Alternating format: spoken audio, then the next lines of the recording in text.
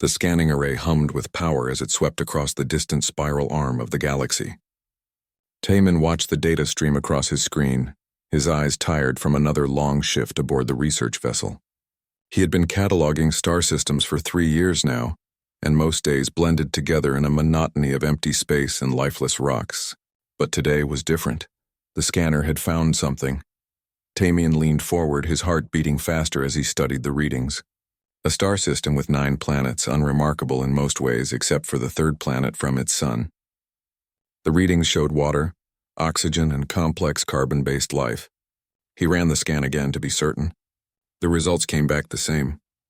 This was a living world. He pulled up the technological assessment protocols and aimed the deep scanners at the planet. What came back made him pause. Radio transmissions, satellite networks, nuclear fission signatures. This was not just life. This was intelligent life. A civilization existed on this distant world, one that had barely reached its own moon but showed all the signs of a species on the verge of reaching the stars. Taman initiated the standard report and sent it directly to the Imperial Science Committee on the Zelthari homeworld. Within hours, his communication panel lit up with an incoming priority message. The committee wanted a full briefing immediately. The holographic conference began with 12 committee members appearing around Taman's small quarters. Their faces showed interest, the kind of interest that made Taman uncomfortable. He knew what happened when the Empire took interest in a primitive world. "Tell us about this discovery," said the lead committee member, her voice sharp and commanding. Taman brought up his data. The planet orbits a yellow star in the outer regions of the galaxy. The natives call it Earth. Based on the translations of their broadcasts, they call themselves humans. Current technological assessment places them at Class 3, pre-interstellar. They have basic rocket propulsion, nuclear energy, and planetary-wide communication networks. Military capability? Another member asked. Primitive chemical rockets with nuclear warheads. No energy shields. No plasma weapons. No faster-than-light capability. They are divided into multiple nations that appear to compete with each other. No unified planetary government. The committee members exchanged glances. Taman recognized those looks. He had seen them 73 times before, once for each world the Empire had absorbed into its territory. Resources? The lead member asked. Abundant. The planet is rich in rare metals, liquid water, and organic compounds. The system also contains several mineral-rich asteroids and multiple moons suitable for mining operations. And the population of these humans? Approximately 8 billion individuals concentrated in urban centers across the planet's landmasses. The lead member smiled. A Class 3 civilization with abundant resources and no unified defense. This is an opportunity we cannot ignore. The Empire needs those resources, and this species is too primitive to utilize them efficiently. Taman wanted to object. He wanted to remind them of the treaty signed after the last war, the one that promised the Empire would pursue peaceful contact with new species. But he said nothing. Scientists who objected to Imperial policy found themselves reassigned to waste processing stations in the outer territories. The vote took less than 5 minutes. All 12 members agreed. The Empire would establish a dimensional gate to the Earth system. They would offer the humans a choice: join the Empire peacefully or be conquered. Given their primitive state, conquest seemed the likely outcome. Commander Hyunwoo will lead the gate construction fleet, the lead member announced. We will have access to this system within 3 standard cycles.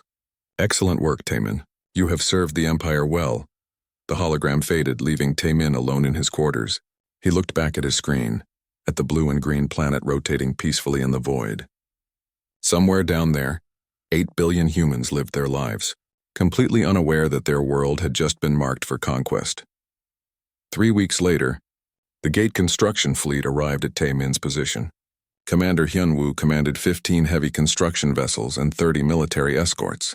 The commander was a veteran of 40 campaigns, a man who had overseen the subjugation of dozens of worlds. His reputation was built on efficiency and ruthlessness. So this is the famous Earth, Hyunwoo said as he studied the blue planet on the main view screen. It looks peaceful enough. How many ships do they have in orbit? Approximately 400 satellites and 12 space stations, Taman reported. No military vessels capable of deep space combat.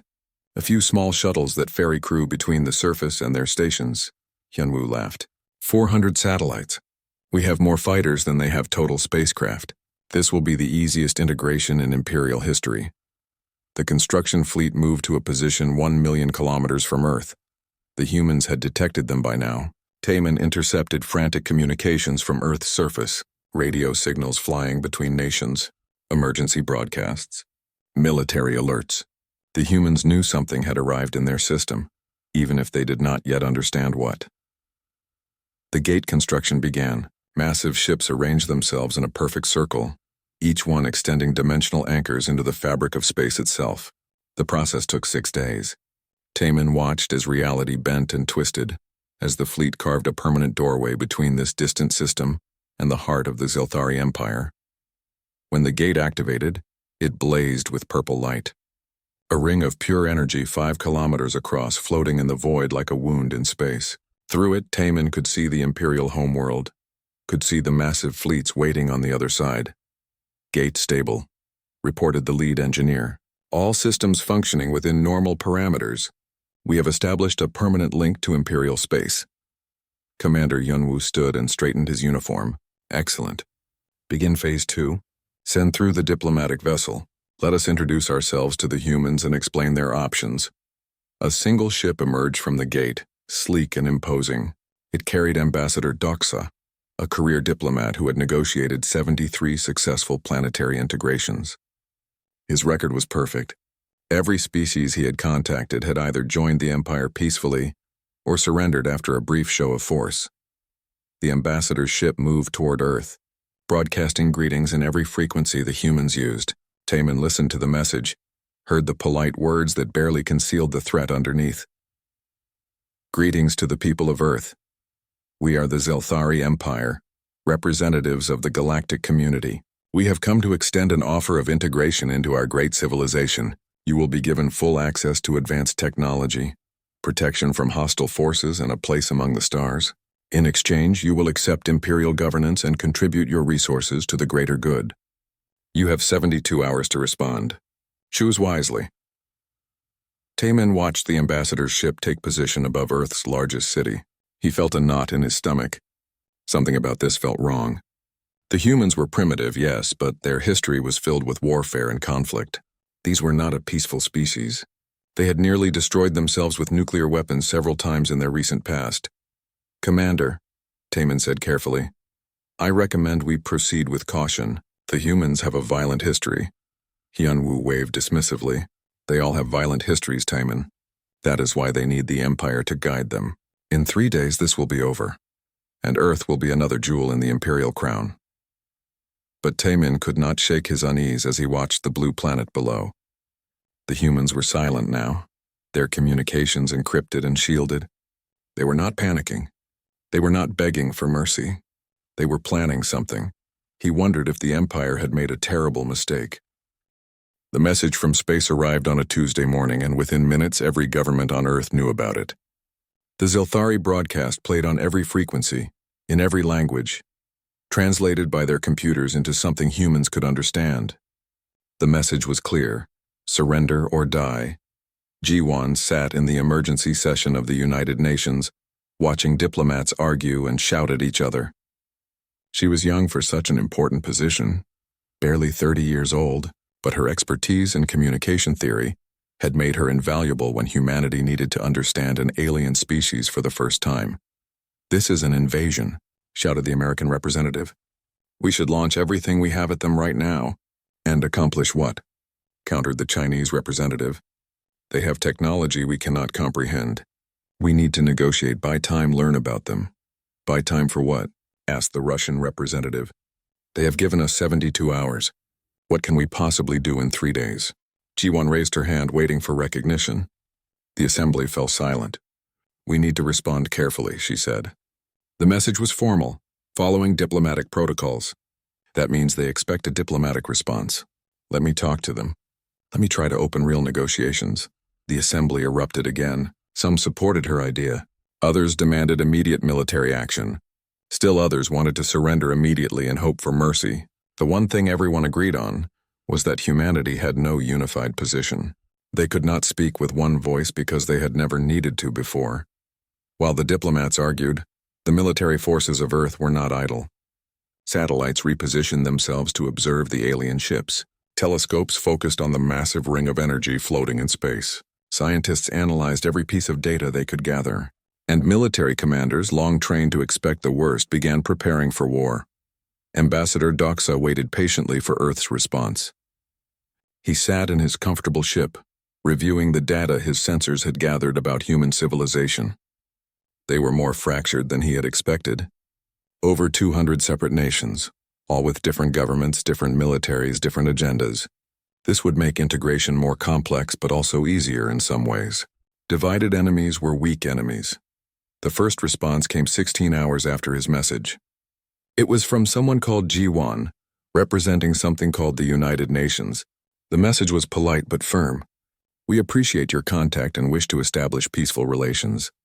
However, we cannot accept immediate integration into your empire.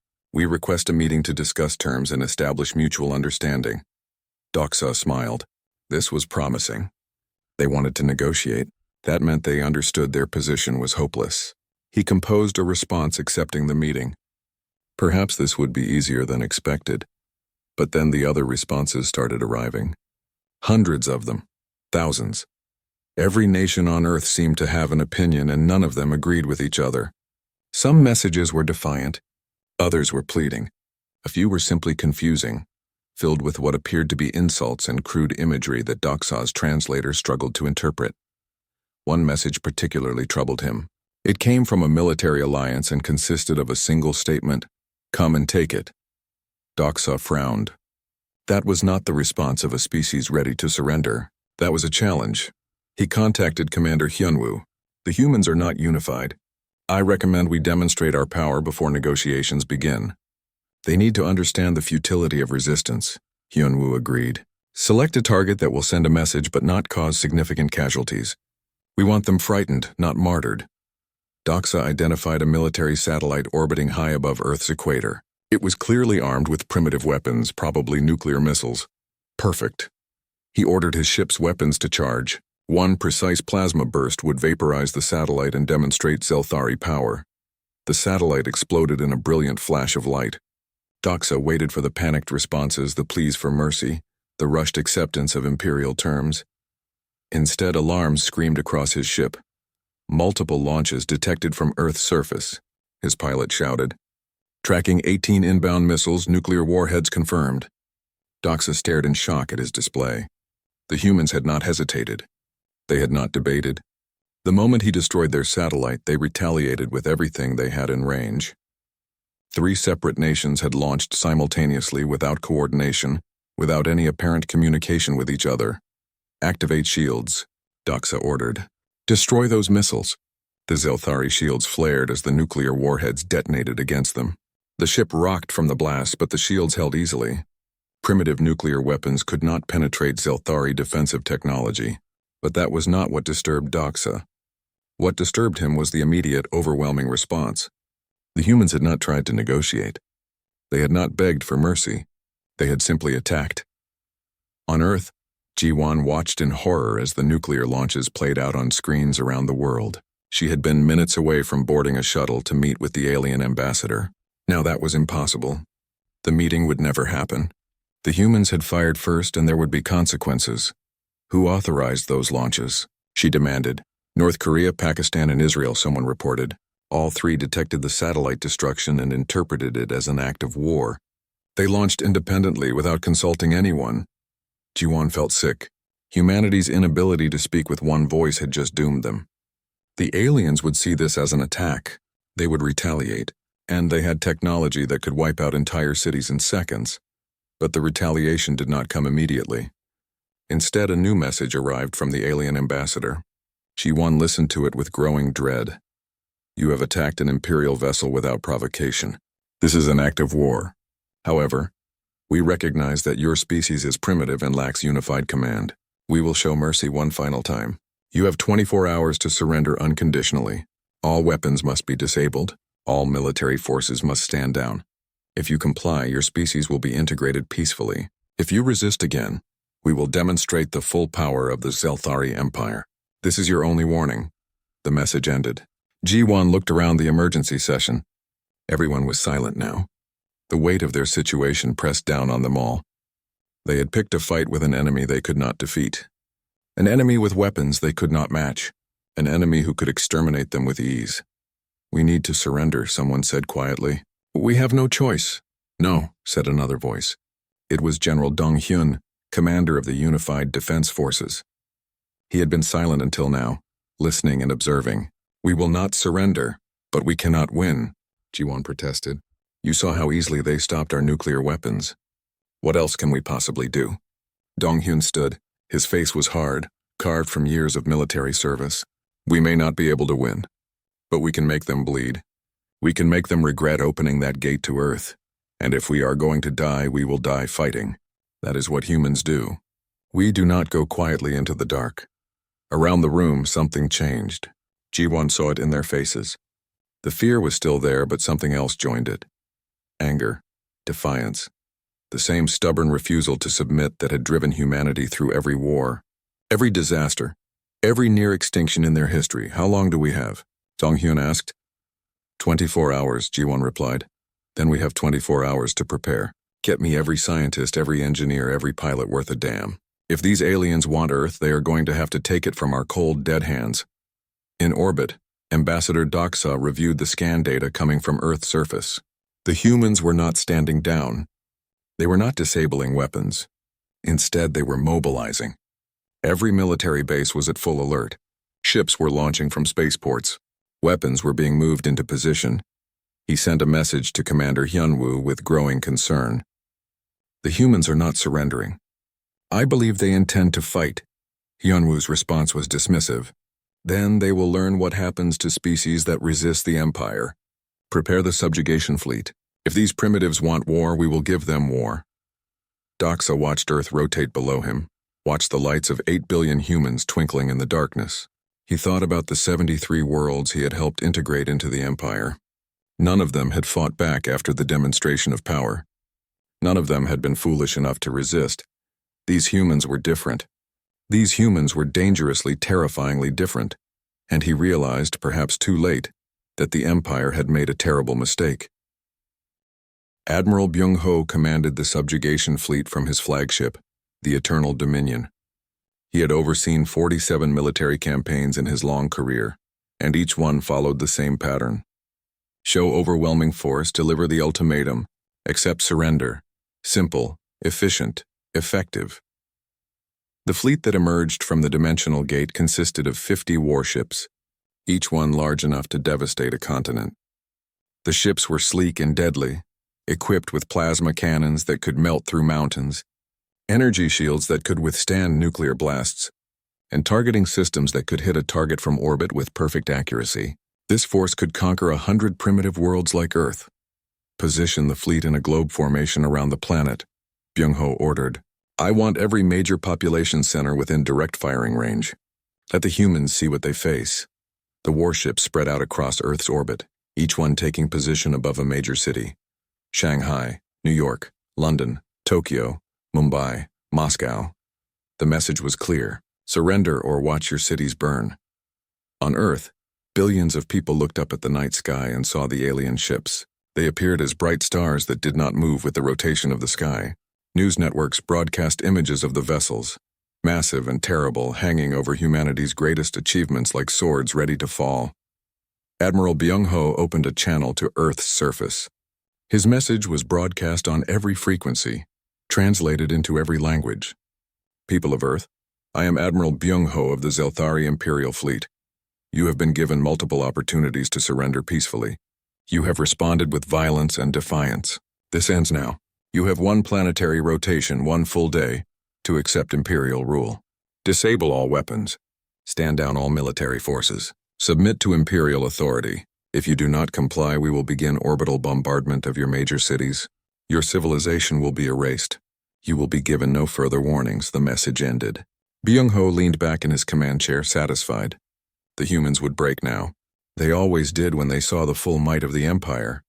But in a laboratory beneath the mountains of South Korea, scientist Soo-jin was not thinking about surrender. She was thinking about patterns. For 3 days, she had analyzed every piece of data humanity had collected about the Zelthari ships, every energy signature, every transmission, every scan result. And she had found something interesting. The shields operate on a rotating frequency cycle, she explained to the assembled scientists and military officers. They cycle through 7 different frequencies in a predictable pattern.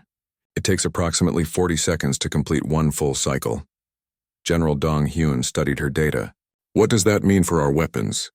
It means their shields are optimized for energy weapons. Plasma lasers, particle beams, the kind of advanced weapons they expect other spacefaring species to use.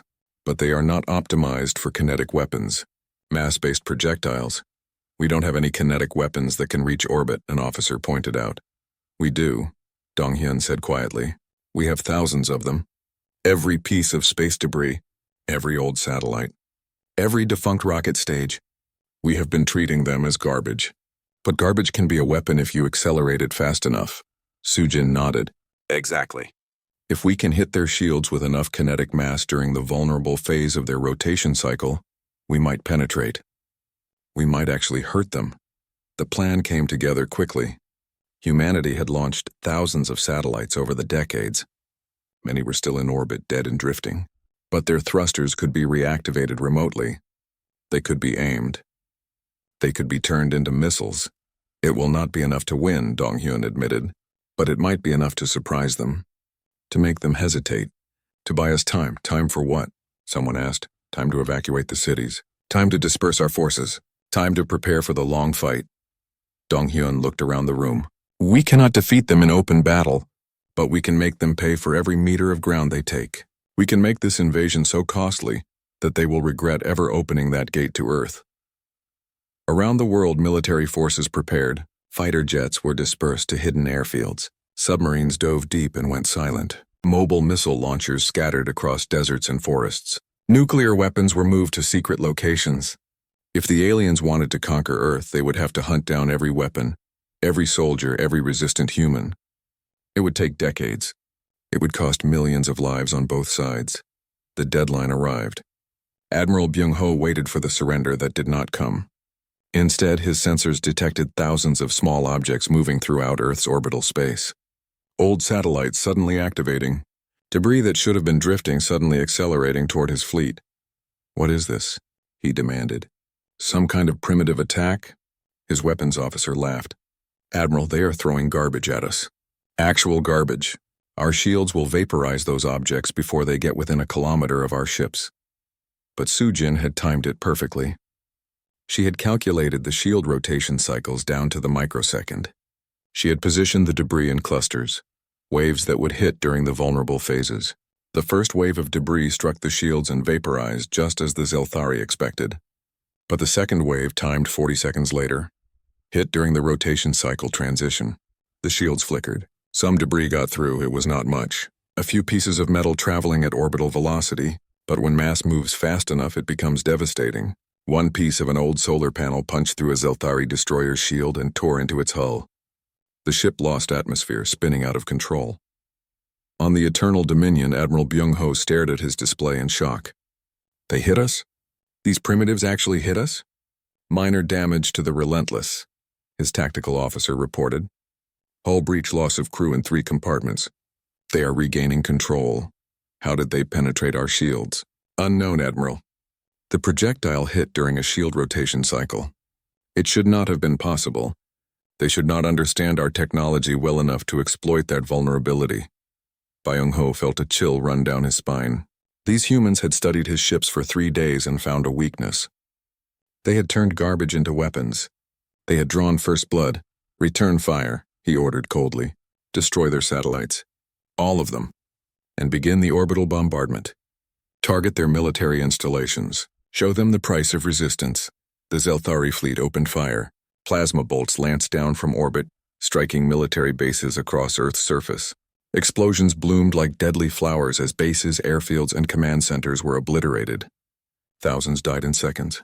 Entire installations were erased from existence. But the humans did not break.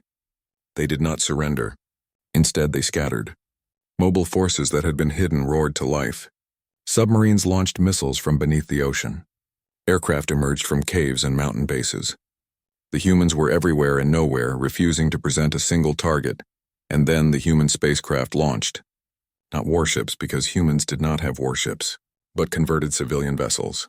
Mining ships with drilling lasers, cargo haulers with improvised weapons, private yachts piloted by billionaires who had nothing left to lose. Even the space stations joined the fight, their scientists and engineers turning research equipment into weapons. The battle became chaotic. The Zelthari fleet tried to maintain formation, tried to execute proper military doctrine. But the humans fought like animals, unpredictable and savage. They rammed ships into Zelthari vessels. They used nuclear weapons as close-range mines. They sacrificed themselves without hesitation to bring down enemy ships. Fighter pilot Kyung-soo led a squadron of 12 converted mining ships against the Eternal Dominion itself. His mission was simple: disable the flagship's weapon arrays. The cost did not matter, only the mission mattered. All ships follow me in, Kyung-soo ordered. Maximum thrust. Do not stop for anything. If your ship is damaged, ram it into their hull. Make your deaths count. The squadron accelerated toward the massive flagship. Zelthari point defense systems tore them apart. One ship exploded, then another, then 3 more. But Kyung-soo kept flying, kept dodging, kept pushing forward through the storm of fire. His ship took a hit. Systems failed. Hull breached. He could feel the cold of space creeping into his cockpit. He had seconds to live. He aimed his dying ship at the Eternal Dominion's primary weapon array and fired his engines to maximum.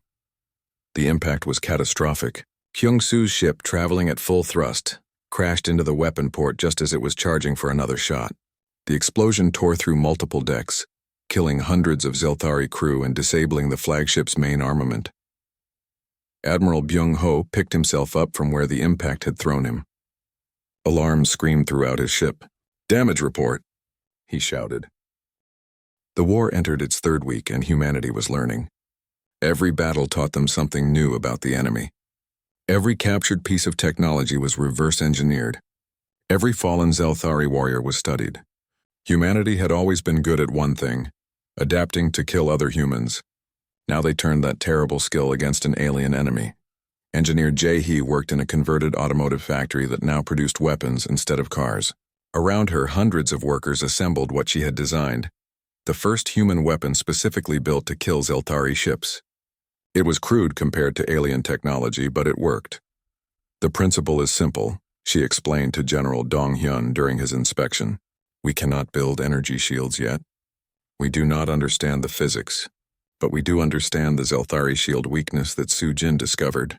So we built a weapon that exploits it." She gestured to the device on the assembly line. It looked like a large cylinder with a magnetic accelerator wrapped around it. "We call it a mass driver. It is basically a big gun that shoots solid metal slugs using electromagnetic force. No explosives, no guidance systems, just kinetic energy, pure momentum." "And it can penetrate their shields?" Dong-hyun asked. "If we time the shot correctly, yes. We need to fire during the vulnerable phase of their shield cycle. It requires precise coordination. But we have been tracking their shield patterns for weeks now. We know the timing." Dong-hyun watched a completed mass driver being loaded onto a truck. "How many can you produce?" "We have 17 factories like this one running 24 hours a day. We can produce 200 units per week. In 1 month, we will have thousands." "We may not have a month," Dong-hyun said grimly. "The Zelthari are bringing more ships through their gate. Intelligence reports estimate 300 vessels now in our system. They are building bases on Mars and our moon. They are preparing for a long occupation." Jae-hee nodded. "Then we need to hit them before they are ready. Before they bring even more ships. We need to hurt them badly enough that they hesitate." The plan came together over the next week.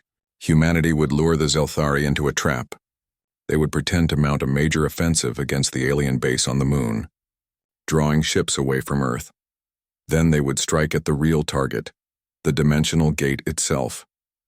If they could destroy the gate, the Zelthari would be cut off from reinforcements. The 300 ships currently in the Sol system would be all they had. It would still be a hopeless fight, but at least humanity would know their enemy's numbers. Commander Sang-hoon volunteered to lead the decoy mission. He commanded a mixed force of military spacecraft and converted civilian vessels, nearly 500 ships in total. It was the largest fleet humanity had ever assembled. "We do not need to win," Sang-hoon told his pilots before the mission. "We only need to make them chase us. Draw their ships away from the gate. Give the strike force their chance. Some of us will not come back from this, but our sacrifice will give humanity a fighting chance. The human fleet launched from hidden bases across Earth's surface, accelerating toward the moon. Zelthari sensors detected them immediately. Admiral Byung-ho, still commanding from the repaired Eternal Dominion, smiled when he saw the human fleet approaching. Finally, he said, "They are foolish enough to mass their forces. Prepare all ships for engagement. We will crush this fleet and break their will to resist." 200 Zelthari warships moved to intercept the human fleet. It was more than enough to destroy every human vessel. The trap was working perfectly. But the Zelthari did not know they were the ones being trapped. Near the dimensional gate, a different battle was about to begin. A small strike force of 20 human ships, the fastest and most maneuverable vessels humanity could spare, approached the gate from multiple vectors. They had waited until most of the Zelthari fleet departed, leaving only light defenses around the gate structure. The strike force commander was Captain Young-ho, a former test pilot who had volunteered for what everyone knew was a suicide mission. His target was not the gate itself, but the gate control station, a massive Zelthari facility that regulated the dimensional portal. "All ships, begin your attack runs," Young-ho ordered. "Focus fire on the control station. Hit them with everything we have." The human ships opened fire. Mass drivers launched solid slugs at relativistic velocity. Nuclear-tipped missiles streaked toward the station. Converted mining lasers, never designed for combat, carved into the Zelthari defenses. The Zelthari defenders were caught off guard. They had expected any attack to focus on the main fleet or the lunar base. They had not anticipated humanity would be bold enough to strike at the gate itself. Their return fire was devastating, but the humans kept coming, sacrificing ship after ship to press the attack. Young-ho's vessel took a direct hit from a plasma cannon. His shields, improvised human technology barely worthy of the name, failed instantly. Fire consumed his engines. His ship was dying, but he was close to the control station, close enough to finish the mission. "All remaining ships pull back," he ordered. "I am going in." "Captain, your ship is breaking apart," his co-pilot said. "We need to evacuate." "No time," Young-ho replied. "Get to the escape pod." "That is an order." His co-pilot hesitated, then nodded and moved toward the pod. Young-ho waited until he heard the pod eject, then aimed his dying ship at the control station and pushed his damaged engines to maximum thrust. The ship screamed in protest, hull plates tearing away, but it accelerated. Young-ho watched the station grow larger in his view screen. He thought about his family back on Earth. He hoped they would survive. He hoped this sacrifice would mean something. The impact was nuclear. Young-ho's ship, carrying its remaining weapons and fuel, crashed into the control station at enormous velocity. The explosion lit up space like a second sun. The control station disintegrated. The dimensional gate, suddenly without regulation, began to pulse wildly, energy arcing between its anchors. On the Eternal Dominion, Admiral Byung-ho watched in horror as the gate destabilized. "What happened?" he demanded. "The human struck the gate control station," his tactical officer reported. "The gate is collapsing. We are detecting massive gravitational anomalies. The portal is tearing itself apart. Can we stabilize it?" "Not from here, Admiral. We would need to rebuild the entire control system." That could take months. Byung-ho realized the trap. The attack on the lunar base had been a diversion. The real target had always been the gate, and the humans had succeeded. The Zelthari fleet was now cut off from Imperial space with no reinforcements, no resupply, no way home until the gate could be rebuilt. At the moon, Commander Sang-hoon's fleet fought desperately against the Zelthari warships. His forces were being massacred. 200 Zelthari ships against 500 human vessels, and the aliens were winning easily. But then the message came through: the gate was down. The mission was a success. "All ships begin retreat," Sang-hoon ordered. "Scatter and evade.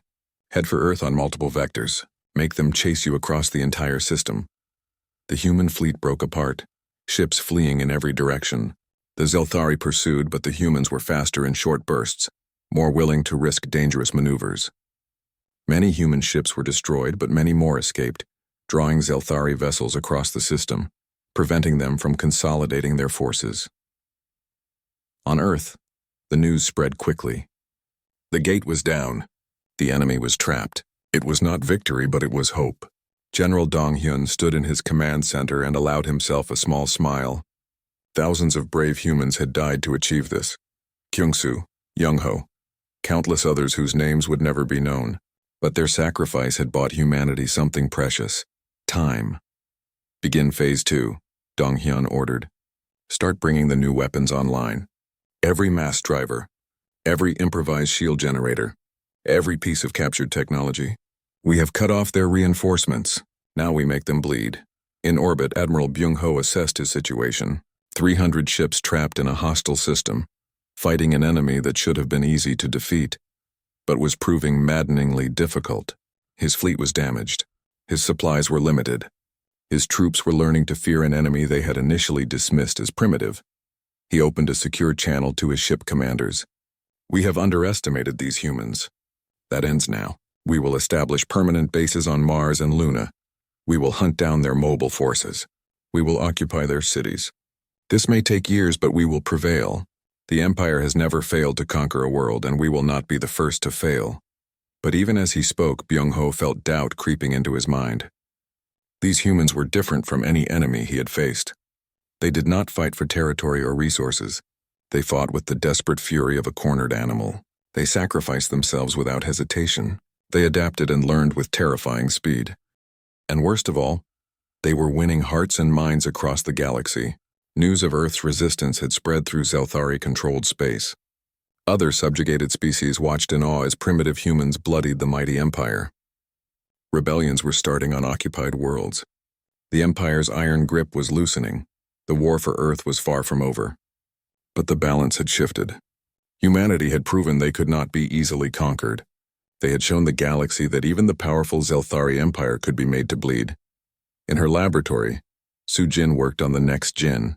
6 months into the war, the Zelthari Empire made a decision. They would not accept failure on Earth.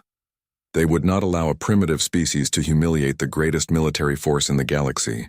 They would commit everything necessary to crush human resistance, no matter the cost. The Emperor himself authorized the deployment. 300 additional warships, 10,000 ground troops, enough firepower to sterilize a planet. The fleet would travel through a newly constructed gate, one built specifically to replace the destroyed portal. Construction took 4 months, and every day the trapped Zelthari forces in the Sol system fought, desperately to survive against increasingly effective human attacks. Physicist Haewon watched the construction of the new gate through captured Zelthari surveillance equipment. She sat in a secret facility hidden beneath the Pacific Ocean, surrounded by the brightest minds humanity could gather. For 6 months, they had studied gate technology. They had analyzed the wreckage of the destroyed control station. They had interrogated captured Zelthari engineers, and they had developed a theory. The gate is not just a portal, Haewon explained to General Donghyun during a secure video conference. It is a massive gravitational manipulation device. It creates a tunnel through higher dimensional space by warping reality itself. The energy required is enormous, and that energy can be weaponized. Donghyun leaned forward. What are you proposing? We cannot close the gate from our side. We do not have the technology, but we do not need to close it. We need to destabilize it, turn it into a weapon. How? Haewon pulled up complex calculations on her screen. If we can overload the gate with gravitational energy at the precise moment the Zelthari fleet is transiting through it, we can trap them inside the dimensional tunnel. Or better yet, tear the tunnel apart while they are inside it. Can we generate that much energy? Yes, Haewon said quietly. If we use every nuclear weapon humanity has left, all of them, detonated simultaneously at precise points around the gate structure, the combined energy would create a gravitational spike that would rip the gate apart. Donghyun understood immediately. That would destroy the Zelthari fleet coming through. But it would also destroy our own ships in the area. And there would be no way to rebuild the gate afterward. We would be completely isolated from the galaxy. Yes, Haewon confirmed. It would be permanent. No more contact with alien civilizations. No access to their technology. Just us, alone in our solar system. But we would survive. We might survive. If this works. If my calculations are correct. If we can coordinate the detonation perfectly. Haewon looked at him seriously. General, this is the most dangerous thing we have ever attempted. If it fails, we will have wasted our remaining nuclear weapons. The Zelthari will slaughter us, but if it succeeds, we might end this war. Dong-hyun made his decision quickly. Begin preparations. I will get authorization from the Unified Command. How long do you need? 2 months to position everything correctly. We need to make it look natural. The Zelthari cannot suspect what we are planning. The plan required careful deception. Humanity would pretend to be losing. They would stage retreats. They would abandon positions. They would make the Zelthari believe that human resistance was finally crumbling, all while secretly positioning their deadliest weapon. Commander Sang-hoon led this part of the operation. His forces on the moon fought a carefully choreographed campaign of defeats. They would attack, fight hard enough to seem genuine, then retreat, leave behind equipment, lose ground, make it look like the humans were running out of resources and willpower. It goes against every instinct, Sang-hoon told his officers. We are trained to win, to hold ground, to never give up. But now we must pretend to be beaten. We must let the enemy think they are winning. It is the hardest thing I have ever asked soldiers to do. His troops understood. They fought and died in staged retreats. They abandoned bases that had cost thousands of lives to defend. They made the Zelthari believe that humanity's resistance was finally breaking. And the enemy believed it. Admiral Byung-ho watched the human forces crumble with satisfaction. 6 months of brutal fighting had worn them down. Their supplies were exhausted. Their weapons were failing. Their spirit was broken. He reported back to Imperial Command that Earth would fall within months once the reinforcement fleet arrived. The new gate activated on schedule. The Zelthari had learned from their mistakes. This gate was heavily defended, surrounded by automated weapons platforms and shielded command stations. No human strike force could get close enough to destroy it, but Haewon did not need to get close. Her weapon was already in place. Over 2 months, human submarines had positioned nuclear weapons on the ocean floor in a precise pattern. Each weapon was carefully placed according to Haewon's calculations. Each one was remotely detonatable. Together, they formed a massive gravitational bomb that would tear reality itself apart. The Zelthari reinforcement fleet began its transit. 300 ships entered the dimensional gate from Imperial space, beginning the journey to Earth. The transit would take 6 hours. 6 hours during which the fleet would be vulnerable, stretched out along a dimensional tunnel, unable to maneuver or defend itself. Haewon watched the timer count down. The Zelthari fleet was committed now. They were inside the tunnel, traveling through the space between spaces. In 3 hours, they would arrive at Earth.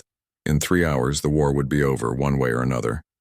All weapons are in position, reported her assistant. Detonation sequence is ready, waiting for your command. Haewon took a deep breath. She thought about all the lives that depended on her calculations being correct. 8 billion humans on Earth. The millions fighting in space. The future of humanity itself. Everything balanced on her mathematics being accurate. General Dong-hyun, she said into her communicator. We are ready. Authorization to proceed? Across the world, military and civilian leaders gathered to witness the moment.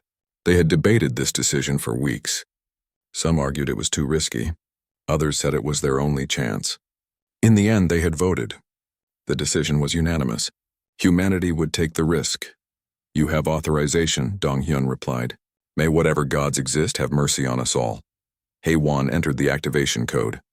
Detonation sequence initiated. All weapons firing in 60 seconds. The submarines scattered across the Pacific received the signal. Their nuclear payloads armed. Timers synchronized. The most powerful weapons humanity had ever built prepared to fire simultaneously. On the moon, Commander Sang-hoon received a coded message. The weapon was active. He looked at his troops, at the men and women who had fought so hard, sacrificed so much. All forces pull back immediately. Get as far from the gate as possible. If this works, there will be gravitational disruptions that could tear ships apart. Move! The human forces on the moon retreated rapidly. The Zelthari, thinking they were witnessing a final collapse, pursued eagerly. Admiral Byung-ho ordered his ships to press the attack. Finally, the humans were broken. Finally, they were running. Victory was at hand. Then the nuclear weapons detonated. Across the Pacific Ocean, hundreds of nuclear warheads exploded simultaneously in a pattern that Haewon had calculated down to the microsecond. The energy was enormous, but that was not what mattered. What mattered was how that energy warped space-time, how it created gravitational waves that rippled through reality itself. The dimensional gate, A structure that bent space to create shortcuts through the universe was suddenly hit by a massive gravitational shockwave. The carefully balanced energies that held the portal open went haywire. The gate began to collapse, but not cleanly. It twisted, it warped, it tore. Inside the dimensional tunnel, the Zelthari reinforcement fleet experienced hell. Space itself came apart around them. Ships were stretched and compressed by tidal forces beyond imagination. Some vessels simply ceased to exist, torn apart on a molecular level.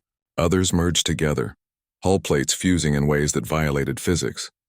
The screams of 300,000 Zelthari soldiers filled the communication channels for brief seconds before going silent forever. On Earth, the gate collapsed completely. But the energy had to go somewhere. It erupted outward in a blast of exotic radiation and gravitational distortions. Zelthari ships near the gate were caught in the backwash. Some were crushed. Others were flung across the solar system at impossible velocities. The defensive stations around the gate simply vanished, erased from existence. When the energy dispersed, the gate was gone. Nothing remained but empty space and scattered debris. 300 Zelthari ships, the largest reinforcement fleet in Imperial history, had been annihilated. And the dimensional gate, the only way for the Empire to reach Earth, was destroyed beyond repair. Admiral Byung-ho stared at his displays in shock. The gate signature had disappeared. The reinforcement fleet's transponders had gone dark. Hundreds of thousands of Imperial soldiers were simply gone. "What happened?" he whispered. His science officer's voice shook. The gate collapsed during transit. The dimensional tunnel destabilized. The entire reinforcement fleet was inside when it happened. There are no survivors. Admiral, there cannot be survivors. Nothing could survive that. Byung-ho understood. The humans had not been retreating. They had been positioning a trap. They had sacrificed their own nuke. The war ground into its second year and both sides had changed. The conflict that had begun with overwhelming Zelthari superiority had become a brutal stalemate. Neither side could win decisively, but neither side would surrender. The solar system had become a graveyard of ships and soldiers, a memorial to the cost of invasion. 4 billion humans were dead. The cities that once held billions now stood empty or in ruins. Nuclear fire had scorched continents.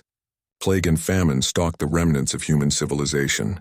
But those who survived were harder than steel, forged in the fires of total war. Soldier Miran stood in the augmentation chamber, looking at her reflection in the polished metal walls. She had been a university student 2 years ago, studying literature and dreaming of becoming a writer. Now she was something else, something new, something that terrified her when she looked too closely at what she had become. "Are you ready?" asked the technician, a tired-looking man who had performed this procedure hundreds of times. "Yes," Miran replied. She had volunteered for this. They all had. The augmentation program was voluntary, but the need was desperate. Humanity needed soldiers who could match Zelthari warriors physically, who could wear captured armor, who could fight on equal terms. The procedure took 6 hours. Zelthari biotechnology, reverse-engineered from captured medical equipment, was integrated into Miran's body. Her bones were reinforced with carbon composite structures. Her muscles were enhanced with alien synthetic fibers. Her nervous system was upgraded to process information faster. When she woke, she was no longer entirely human.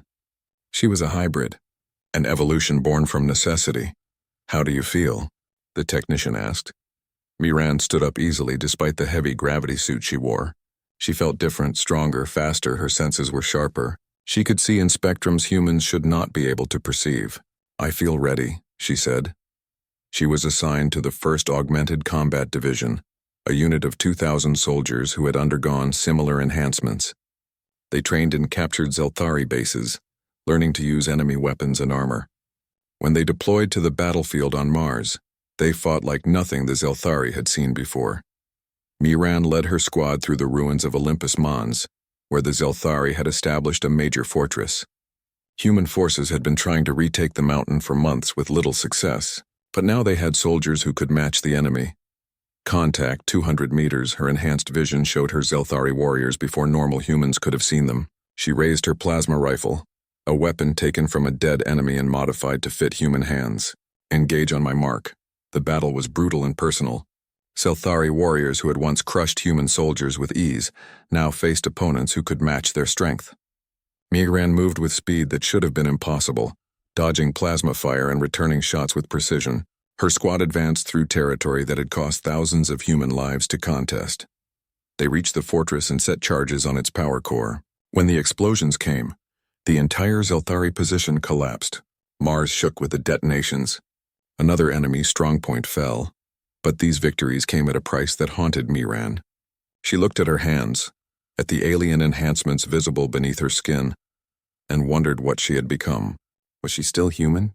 Or had the war transformed humanity into something else entirely? Across the solar system, humanity continued its transformation.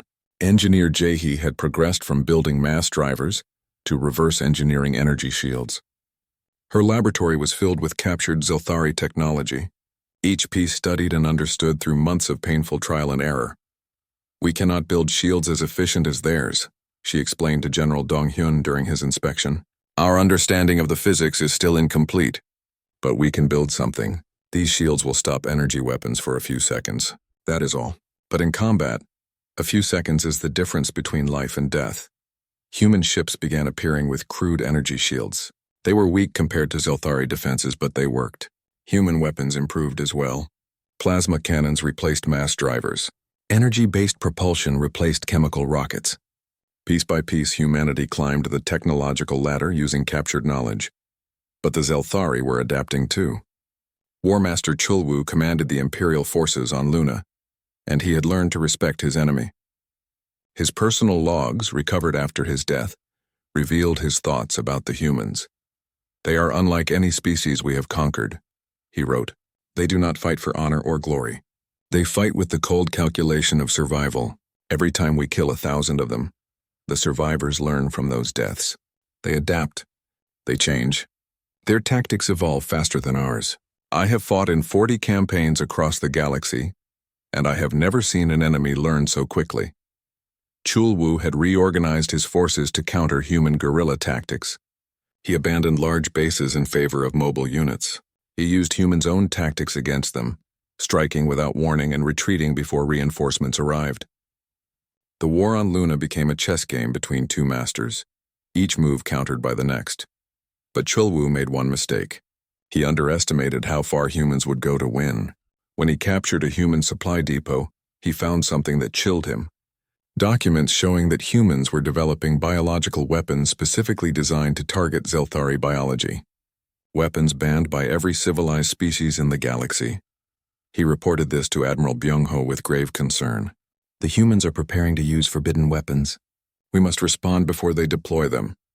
Byung-ho faced an impossible choice. He could escalate to match human desperation, using the Empire's own banned weapons, or he could maintain honor and risk losing the war.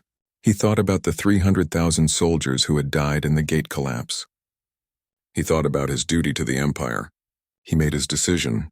"Deploy our biological assets," he ordered. "If the humans will not fight with honor, then we will show them the consequences." The Zelthari released engineered plagues on Earth, viruses designed to devastate human populations while leaving infrastructure intact. Billions more humans died in the following months. Entire regions were depopulated.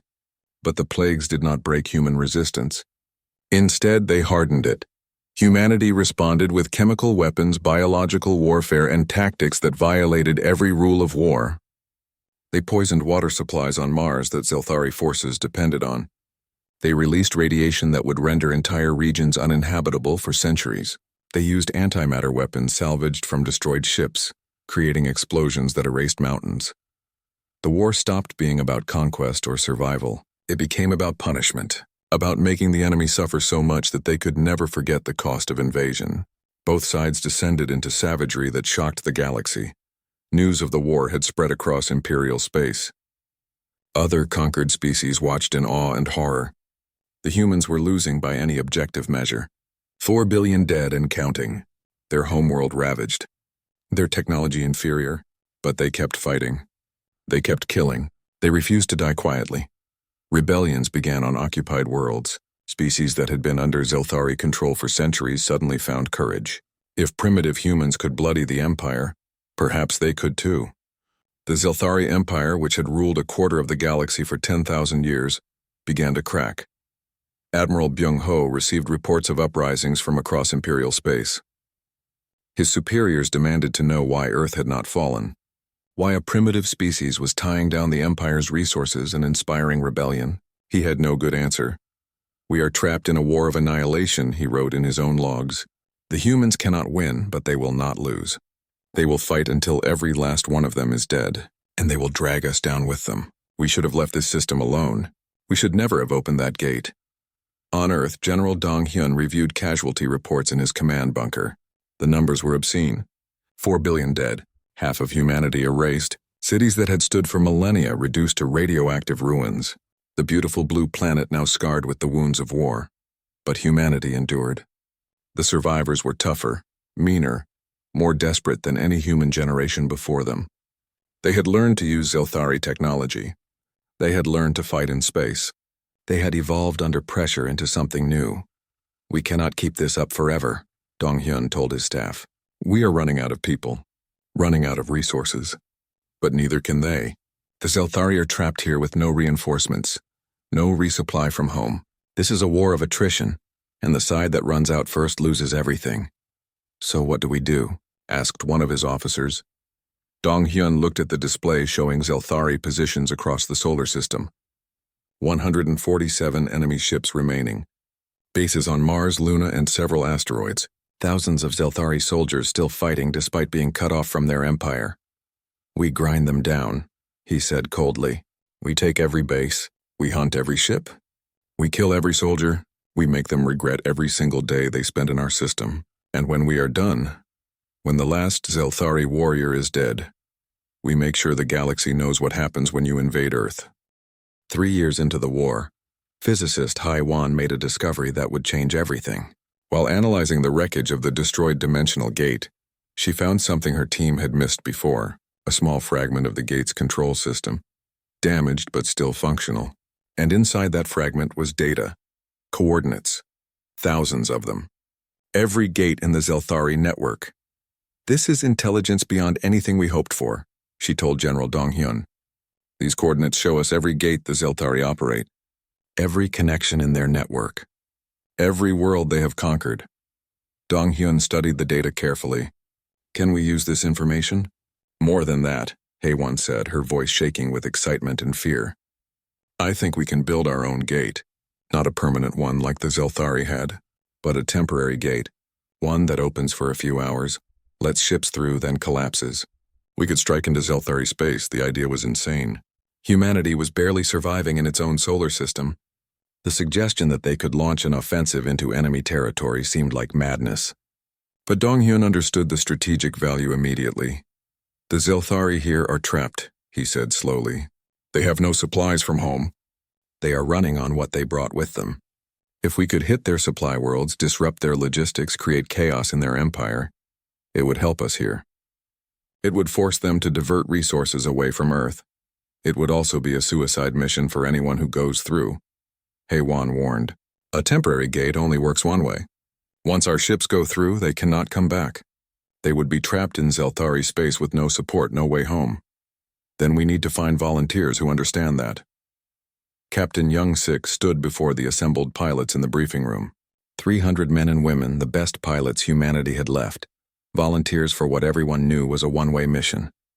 He looked at their faces, saw the determination mixed with fear, and felt pride in his species. "You all know why we are here," he began. "We have been fighting defensively for 3 years, bleeding, dying, watching our world burn. But now we have a chance to hit back, to take the war to them, to make the Zelthari feel what we have felt." He activated the display showing the gate coordinates Hae-won had recovered. "These are Zelthari supply worlds, agricultural planets, mining colonies, logistics hubs. They are not heavily defended because the Zelthari never imagined anyone would attack them there." "We are going to prove them wrong." "Sir?" one pilot asked. "Can we return? After the mission?" Young-sik met her eyes honestly. "No, the gate will be temporary. One way only. Once you go through, you are not coming back to Earth. Your mission will be to cause as much damage as possible before you are destroyed. You will die far from home, surrounded by enemies with no hope of rescue." If anyone wants to withdraw, do so now. There is no shame in it. Nobody moved. Nobody withdrew. They all understood the mission. They all accepted their fate. The gate construction took 4 months. HFY worked around the clock, using every piece of captured Zelthari technology to build something that should not have been possible. A dimensional gate powered by Earth's remaining power plants, stable enough to send a fleet through before burning itself out. Admiral Byung-ho detected the energy buildup, but dismissed it as another human weapon development. He could not imagine they would be foolish enough to build a gate. His intelligence suggested human resources were nearly exhausted. They were desperate and defensive, not capable of offensive operations. He was wrong. The temporary gate opened on a Tuesday morning, 3 years and 2 months after the war began. It blazed with unstable energy, a wound in reality that would heal itself within hours. Through it went the human strike fleet. 300 ships, all volunteers, all knowing they would never return. Captain Young-sik led the fleet through the gate and emerged in Zelthari space. In orbit above a world called Tal 9, a major agricultural planet that supplied food for a dozen imperial worlds. The defenders were caught completely off guard. A human fleet appearing in the heart of imperial space was impossible. It violated everything they understood about the war. All ships begin attack runs, Young-sik ordered. Target food production facilities, storage depots, and transportation hubs. Make every shot count. The human fleet descended on Tal 9 like a storm. They had learned much in 3 years of war. Their ships were crude compared to Zelthari vessels, but they were effective. They used captured plasma weapons. They had reverse-engineered shields. And most importantly, they fought with the desperation of people who had nothing left to lose. The orbital defenses responded, but they were designed to repel pirate raids, not full military assaults. Human ships traded their lives for targets. When one vessel was damaged beyond repair, its pilot would ram it into a production facility. Every death meant something. Every sacrifice destroyed resources the Empire needed. On Earth, General Dong-hyun monitored the gate status. The temporary portal was destabilizing faster than HFY had predicted. They had perhaps 2 hours before it collapsed completely. Send the second wave, he ordered. Another 100 ships plunged through the gate, carrying not pilots, but automated warheads. Massive bombs that would detonate on impact, spreading radiation and fire across Zelthari worlds. They were weapons of terror, designed not to conquer but to punish. The Zelthari Empire reacted with shock and fury. How dare these primitives attack Imperial worlds? How had they even reached Zelthari space? Emergency fleet deployments were ordered. Warships that should have been sent to Earth were diverted to defend the homeworlds, exactly as Dong-hyun had planned. On Luna, War Master Chul-woo received reports of the human attack with disbelief. They opened a gate into our space? How is that possible? Unknown, War Master, his aide reported. But it is confirmed. Human ships are attacking Thal 9. Reports are also coming in of attacks on Vor 2 and Kesh 12. Multiple. Agricultural worlds are under assault. Chul-woo realized the strategic implications immediately. They are disrupting our supply chain. They know we are trapped here with finite resources. By destroying our supply worlds, they force the Empire to choose between sending supplies to us or defending their own territory. What should we do? Fight harder, Chul-woo said grimly. We must end this war quickly before our supplies run out completely. But ending the war was no longer possible. The humans had changed the equation. Admiral Byung-ho received new orders from Imperial Command. Defeat the humans immediately using any means necessary. The Empire could no longer afford this drawn-out conflict. Byung-ho assembled his remaining ships, 112 combat-ready vessels after 3 years of attrition. He would launch one final assault on Earth, crush human resistance once and for all or die trying. All ships prepare for planetary assault, he ordered. We will not hold back.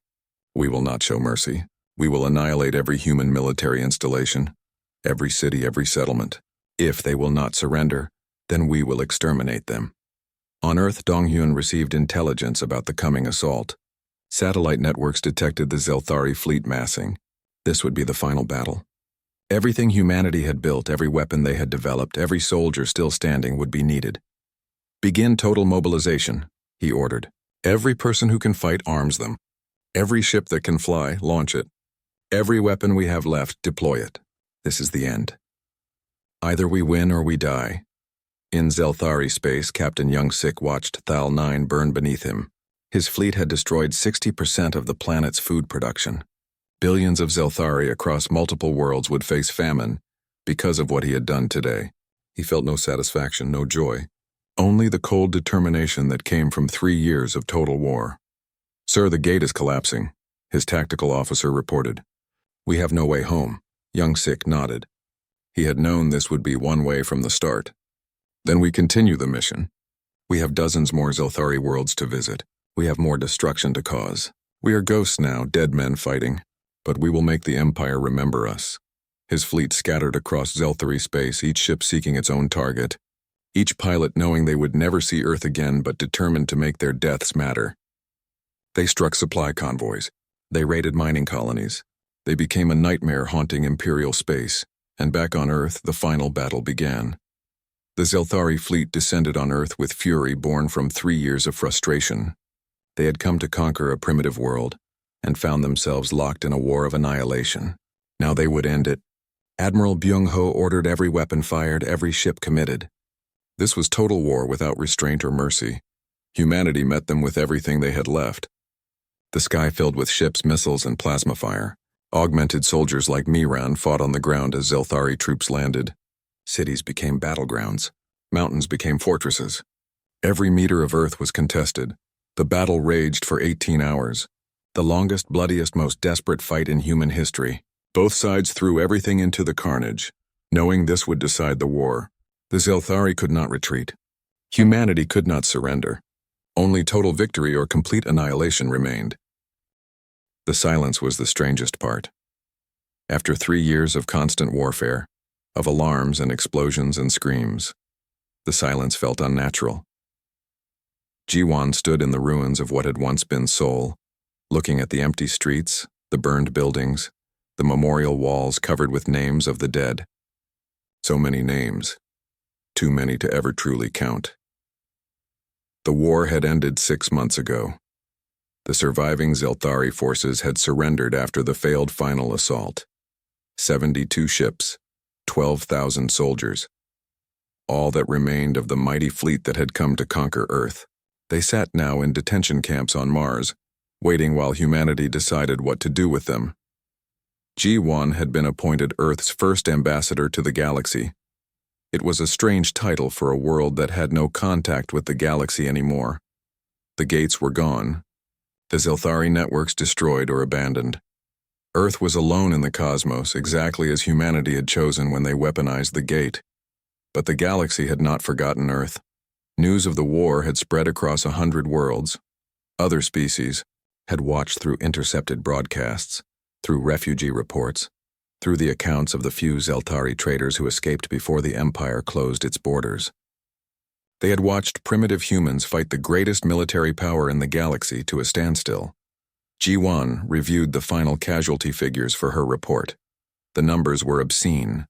4,700,000,000 humans dead. More than half of humanity erased in 3 years. Earth's major cities destroyed.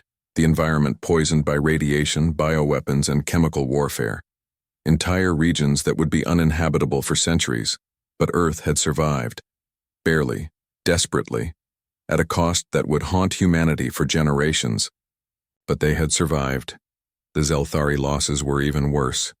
The 300,000 soldiers who died in the gate collapse.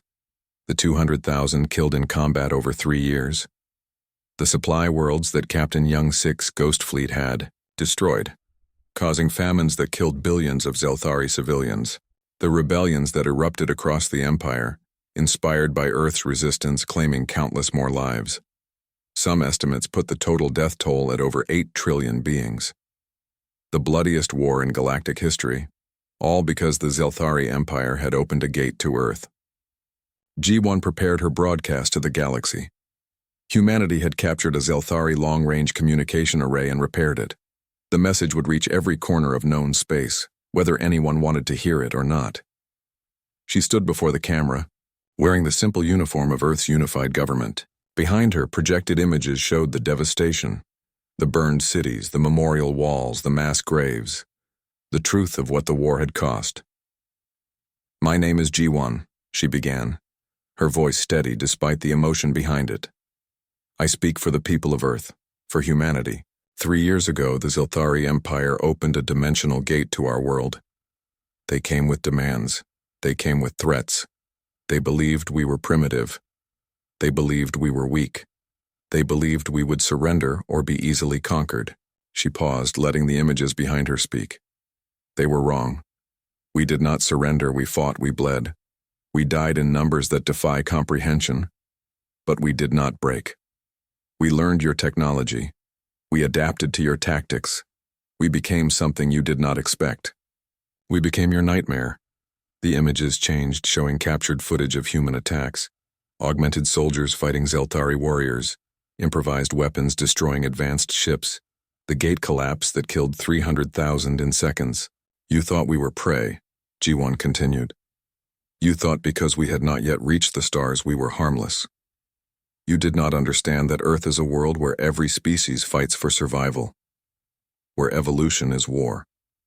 Where we spent 10,000 years perfecting the art of killing each other. When you came to conquer us, you brought that war to yourselves. She looked directly into the camera. This is our message to the galaxy. Leave Earth alone. We do not want your gates. We do not want your contact. We do not want your empire or your civilization. We want to be left in peace to rebuild what you destroyed. If you come to Earth again, if you open another gate to our system, we will respond the only way we know how, with total, unrestrained, unlimited violence. We will burn your worlds. We will destroy your ships. We will make you count your dead for generations. The images changed again, showing the memorial walls, billions of names carved in stone. These are our dead, 4,700,000,000 humans who will never see the stars, who died defending their home against invaders. Remember them. Remember what it cost to attack Earth.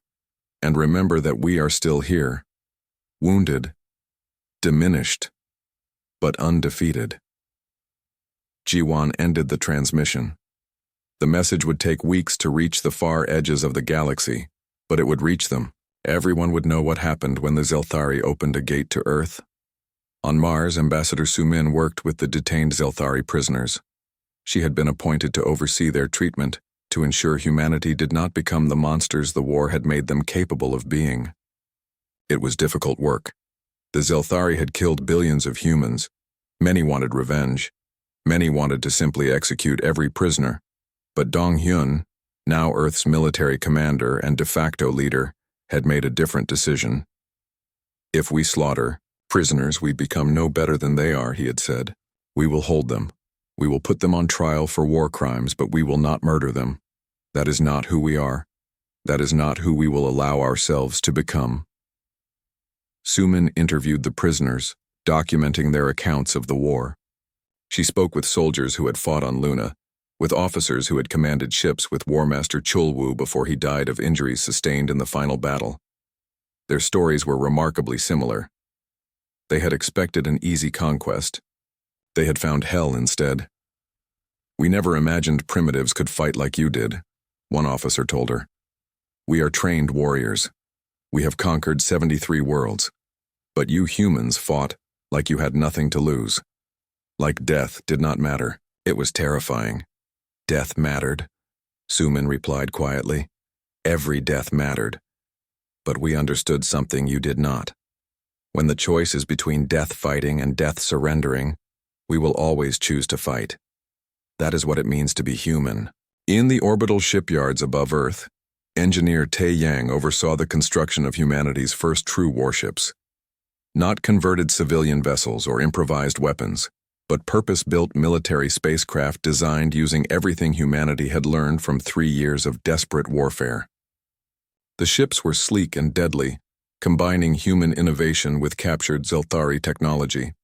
They had proper energy shields, plasma weapons, advanced sensors, faster-than-light capability.